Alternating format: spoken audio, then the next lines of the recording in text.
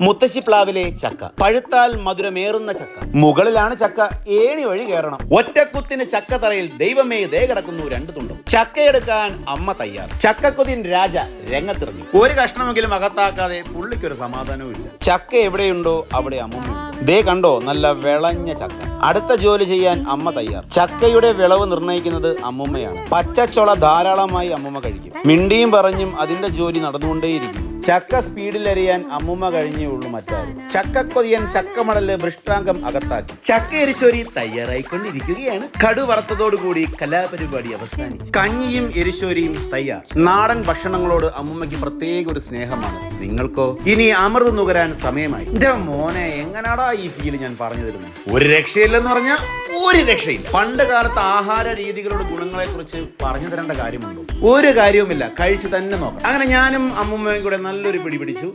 സംഭവം ഉഷാറാണ്.